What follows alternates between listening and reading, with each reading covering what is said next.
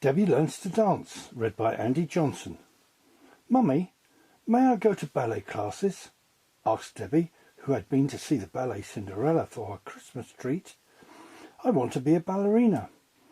You can't turn into a ballerina overnight, laughed her mother, and only one person in 1,000 has the right kind of talent. Debbie thought for a moment and then said, Really, what I want is not just to be a ballerina, but to learn to be a good dancer. Do you think I could do that?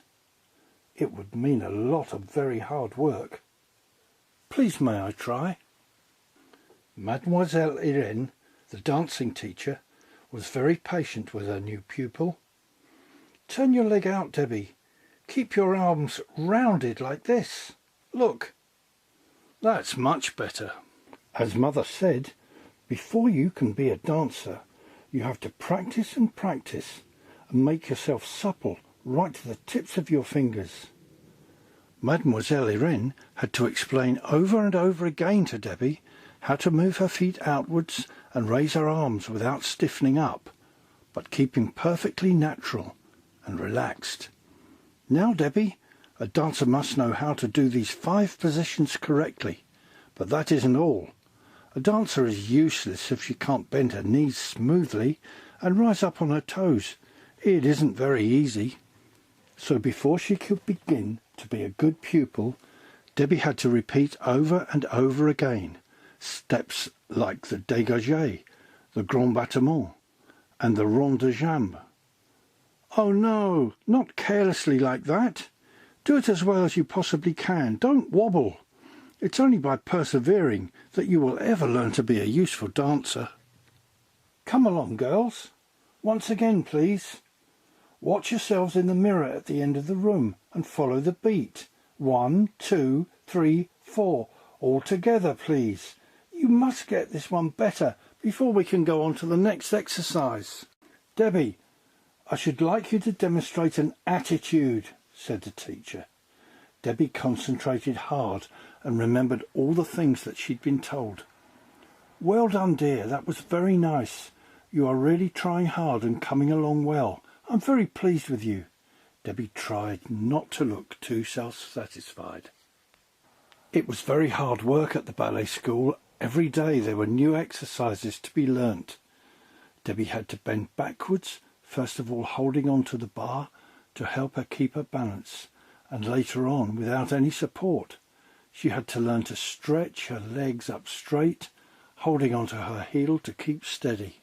Some of the bigger girls could stretch even better than she could, but sometimes she thought that Mademoiselle Irene's little cat did his exercises better than anybody, without any practice at all. As the days became weeks, the teacher could see that Debbie had both talent and perseverance. Debbie began to think about the future. She knew now what it meant to be a dancer, and that was what she really wanted to be more than anything in the world. She wondered how well she would do in the examinations that she would soon have to take. The best pupils were sometimes accepted for the big ballet school attached to the opera house, and this was her greatest ambition. But it all depended on the examination results, and on whether the doctors thought she had the right physique for a dancer. Dancers must not be too tall, and they must be very strong, because dancing is such hard work. There is much more to dancing than just being able to perform the difficult steps. Debbie had to learn how to move her arms smoothly and gracefully, bending down as if to pick a flower, or raising her hands to her head like a queen putting on a crown. In a ballet, every tiny movement is important and means something. A dancer must be as supple as a cat, as light as a feather, as agile as a squirrel, and as graceful and dignified as a swan. When Debbie was dancing, she had to imagine herself in all sorts of different parts.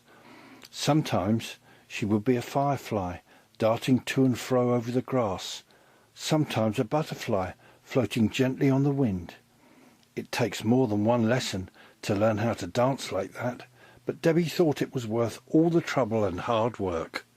Yes, Debbie, said Mademoiselle Irene, I know that your legs ache when you get home in the evening.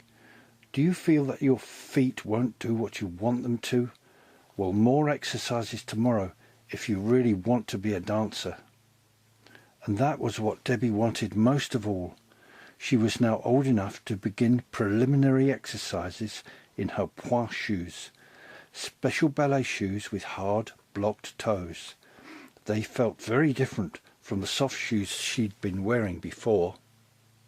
After many weeks of practice, at last she was able to bourre swiftly and lightly on her toes, which seemed to bring her joyously nearer to her aim of becoming a real dancer.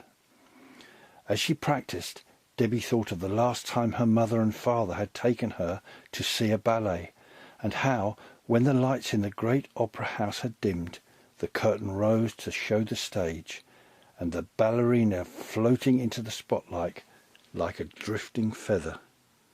But everybody in the dancing class cannot turn into a prima ballerina. Only people with outstanding talent can do that, and Debbie felt that if, by practice and hard work, she could become as good a dancer as it was possible for her to be, she would be happy. But she knew too that she would never stop trying to get better.